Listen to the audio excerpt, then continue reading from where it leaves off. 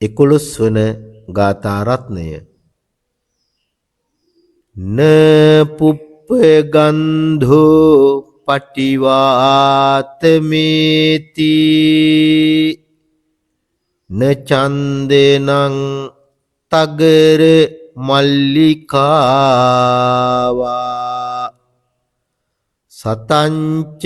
ගන්ධෝ පටිවාතමේති සබ්බාදිසා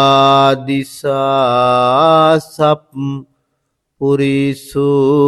පවාති මල් සුවඳද